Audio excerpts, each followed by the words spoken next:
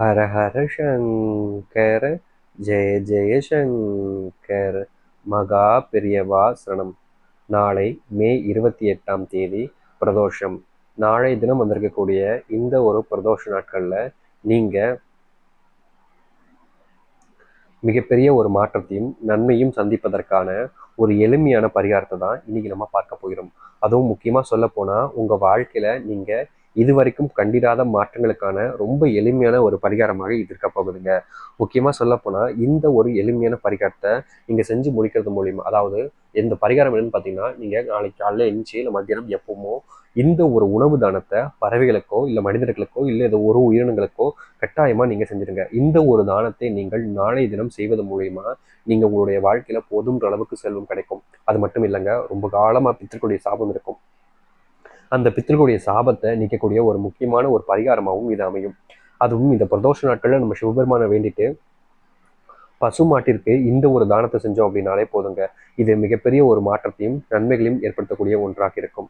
நீங்க எதிர்பார்த்தபடி ஒரு வாழ்க்கை அமைஞ்சு எதிர்பார்த்த மாதிரி ஒரு வாழ்க்கைக்கான மாற்றம் சந்திப்பதற்காகவாவது இப்படிப்பட்ட ஒரு எளிமையான ஒரு உணவு தானத்தை கட்டாயமா நாளை தினம் செஞ்சு பாருங்க. நிச்சயமா இந்த பிரதோஷ நாட்கள்ல இந்த ஒரு உணவு தானத்தை நீங்க செஞ்சு முடிக்கக்கூடிய அந்த நிமிஷத்திலேயே உங்க தலையெழுத்து மாறும்ன்றதுல மாற்றுக்கருத்து இல்லைங்க. எதிர்பார்த்ததை விட மிகப்பெரிய மாறுதலையும் மாற்றத்தையும் உங்களுடைய வாழ்க்கையில கொடுக்க போகுதுன்னா அதற்கான ஒரு உரிய பரிகாரம் தான் இதுதாங்க. இப்படிப்பட்ட ஒரு விஷயத்த நீங்க செஞ்சா போதுங்க, உங்க வாழ்க்கையில ரொம்ப காலமா தொடர்ச்சியா எதிர்பார்த்த அந்த ஒரு மாற்றம்ன்றது உங்களுடைய வாழ்க்கையில கிடைக்கும். ரொம்ப காலமா தெய்வங்கள் வேண்டி கோவிலுக்கு சென்று என்னென்னமோ செஞ்சு பார்த்தும் ஒரு தீர்வு கிடைச்சிருக்காதுல்ல, அப்படிப்பட்ட தீர்வை கூட இது உங்களுடைய வாழ்க்கையில மாற்றத்தையும் நன்மைகளையும் ஏற்படுத்தி கொடுக்கக்கூடிய ஒன்றாக இருக்க போகுதுங்க. அதனால எதிர்பார்த்த வாழ்க்கைக்காக தான் நீங்க இதை செய்ய போறீங்க. ஆனா எந்த அளவுக்கு முழு மனசோட இந்த உணவு தானத்தை செய்றீங்களோ அது உங்களையும் சரி உங்களுடைய பிள்ளைகளையும் சரி ஜென்ம பாவங்களை கூட இது முழுவதுமாக தீர்த்து வைக்கக்கூடிய ஒரு ரொம்ப எளிமையான ஒரு பொருளாகவும் இருக்கும். இங்க இருக்கக்கூடிய பல பேருடைய வாழ்க்கையில ஜென்ம பாவம்ன்றது இப்போ வரைக்கும் இருக்குங்க. முக்கியமா பித்திருக்குடைய பாவமும் இருக்கு. அந்த ஜென்ம பாவம் பித்திருக்குடைய பாவம் முழுவதுமாக நீங்குவதற்காகவாவது நீங்க இப்படிப்பட்ட ஒரு பரிகாரத்தை உங்களுடைய வாழ்க்கையில ஒரு முறையாவது செய்யுங்க. முக்கியமா இந்த ஒரு உணவு தானத்தை நீங்க செஞ்சு முடிக்கும் போது உங்க வாழ்க்கையில நீங்க எதெல்லாத்தையும் இழந்துட்டு கஷ்டப்பட்டு வருத்தப்பட்டு துன்பப்பட்டீங்களோ அது அனைத்தையுமே இது உங்களுடைய வாழ்க்கையில மாற்றத்தையும் நன்மையும் ஏற்படுத்தி கொடுக்கும். ஏன்னா இது ரொம்ப சக்தி வாய்ந்த ஒரு பரிகாரங்க. உணவு தானம் என்பது இங்க இருக்கக்கூடிய பல பேருக்கு புரியாத ஒன்று. ஆனா உணவு தானம் வாழ்க்கையில மிகப்பெரிய மாற்றத்தை ஏற்படுத்தக்கூடிய ஒன்றாக இருக்குது. அப்படிப்பட்ட உணவு தானத்தை தான் நீங்க இப்போ செய்ய போறீங்க. அதனால கண்டிப்பா இந்த ஒரு உணவு தானத்தை செய்யறதுக்கு மறந்துடாதீங்க, சரிங்களா? இந்த உணவு தானம் நிச்சயமா உங்களுடைய வாழ்க்கையில மிகப்பெரிய மாற்றத்தையும் நன்மைகளையும் ஏற்படுத்தி கொடுக்கும். சரி, நீங்க எப்படிப்பட்ட உணவு தானத்தை செய்ய போறீங்க, யார் என்ன செய்ய போறீங்கன்றத பத்தி இந்த ஒரு பதிவில் நம்ம இப்போ தெளிவாக பார்க்க போகிறோம். அதற்கு முன் நம்முடைய சேனலுக்கு நீங்கள் ஒரு புதிய பார்வையாளர் இருப்பினும் இது வரைக்கும் நம்ம சேனலை சப்ஸ்கிரைப் பண்ணாமல் பார்க்கின்ற போதும் சேனலை மறக்காமல் சப்ஸ்கிரைப் பண்ணிக்கோங்க. அப்பதான் நம்ம போடக்கூடிய அனைத்து தகவலும் உங்களுக்கு நோட்டிஃபிகேஷன் வந்து கொண்டிருக்கும். முடிஞ்ச அளவுக்கு வீடியோவை ஸ்கிப் பண்ணாமல் பாருங்க. அப்பதான் நம்ம சொல்லக்கூடிய விஷயங்களும் உங்களுக்கு தெளிவாக புரியும், சரிங்களா? சரி, முதல் விஷயம், இந்த ஒரு பரிகாரத்தை நீங்க செய்ய வரீங்க அப்படின்ற போது கட்டாயமா இதை உங்களுடைய வீட்டில் இருக்கக்கூடிய சின்ன குழந்தைகளை வச்சு செஞ்சீங்கன்னா ரொம்ப நல்ல விஷயங்க. அவங்களோட சேர்ந்து செய்யுங்க, தப்பு கிடையாது. ஆனா அவங்க கையால இந்த உணவை கொடுக்க வச்சீங்கன்னா ரொம்ப நல்ல விஷயம். அப்படி இல்லை அவங்களும் கொடுக்கட்டும் நீங்களும் கொடுக்க நினைக்கிறீங்கன்னா தாராளமா எல்லோருமே வீட்டில் இருக்கக்கூடிய எல்லோருமே இந்த உணவு தானத்தை செய்ய கொடுக்கலாங்க, தப்பு கிடையாது. ஆனா கட்டாயமா இது சின்ன குழந்தைங்களை வச்சு கொடுத்துட்டு அதுக்கப்புறமா பெரியவங்க நீங்க கொடுத்தீங்கன்னா ரொம்ப நல்ல விஷயங்க. ஏன்னா பித்திருக்குடைய ஆசீர்வாதம் சரி தெய்வத்துடைய ஆசீர்வாதம் சரி முழுவதுமாக உங்களோட பிள்ளைகளுக்கு வரும். அதுக்கப்புறமா பிள்ளைகளுடைய ஆசீர்வாதத்துக்கு முழு மாற்றத்துக்கு மூலியமா உங்களுடைய வாழ்க்கையும் உங்களோட பிள்ளைகளுடைய வாழ்க்கையும் சேர்ந்து இது மாற்றி அமைச்சிடும், புரியுதுங்களா?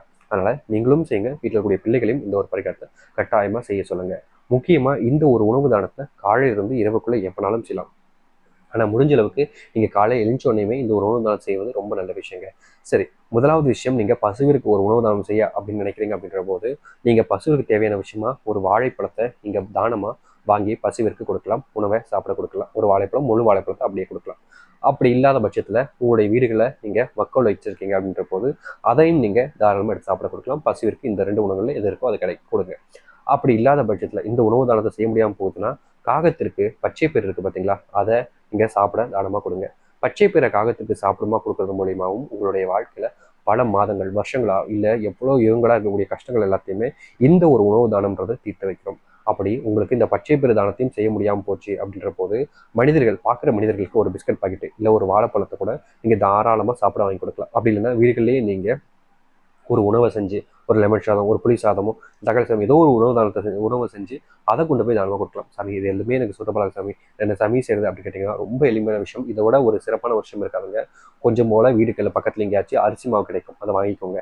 அப்படி இல்லைன்னா வீடுகளிலேயே நீங்கள் அரிசி மாவை அரைச்சிக்கோங்க, தப்பு கிடையாது. அரைச்சிக்கூடிய அரிசி மாவில் சிறிதளவுக்கு சக்கரை, அது எந்த சக்கரையாக இருந்தாலும், வெள்ளையாக இருந்தாலும் சரி, நாட்டு சக்கரையாக இருந்தாலும் சரி, கருப்பியாக இருந்தாலும் சரி, எது இருக்குதோ அதை சேர்த்துக்கோங்க. நல்லா சேர்த்து பிசைஞ்சிட்டு உங்களுடைய வீட்டு முன்பு ஒரு சின்னதாக ஒரு 10 புள்ளி கோலமோ, ஒரு 15 புள்ளி கோலம், 20 புள்ளி கோலமோ, ஏதோ ஒரு சின்ன ஒரு கோலத்தை போட்டு வச்சிருங்க. அந்த பொருளால், அதாவது அரிசி மாவையும் சர்க்கரையும் சேர்ந்து இந்த உணவு தான் செய்யுங்க. இங்கே இருக்கக்கூடிய பல பேருக்கு இப்போ வரைக்கும் கோலம் போடுறது அழகுக்காக நினைக்கிறாங்க. அப்படி கிடையாதுங்க.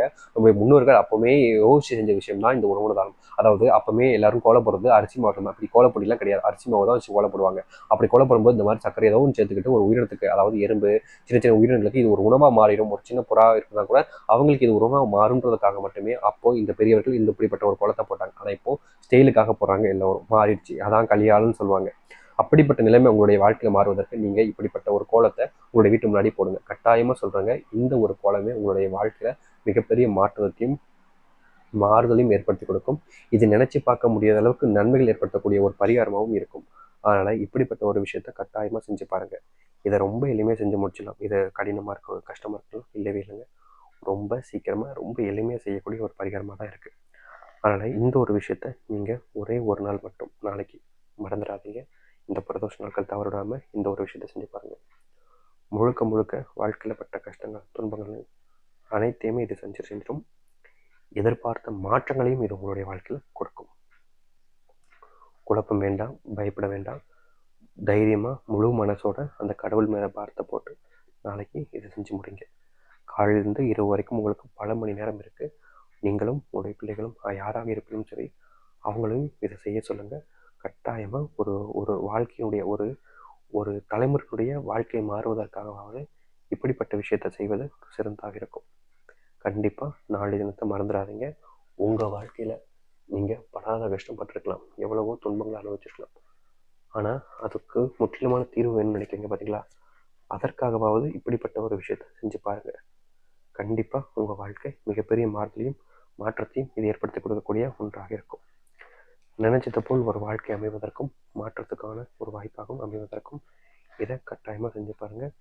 எதிர்பார்த்த வாழ்க்கை எதிர்பார்த்ததோட வேகமாக நடப்பதற்கு இது உங்களுக்கு பயனளிக்கக்கூடிய ஒன்றாக இருக்கும். நம்புக்கள் முழு மனசோடு செய்தவர்கள் கட்டாயமா நல்லது நடக்கும். இனி பயப்பட வேண்டாம், குழப்பம் வேண்டாம். எதிர்பார்த்ததை விட சிறப்பான ஒரு வாழ்க்கைக்காக இதை செஞ்சு பாருங்க. நம்புங்கள், நல்லதே நடக்கட்டும். நம்பிக்கையோடு செய்வார்கள், நல்லதே நடக்கும். நம்பிக்கையோடு செஞ்சால் மட்டும்தாங்க அதனுடைய பலன் என்பது முழுவதுமாக கிடைக்கும். ஹர ஹர சங்கர, ஜெய ஜெய சங்கர. நன்றி, வணக்கம்.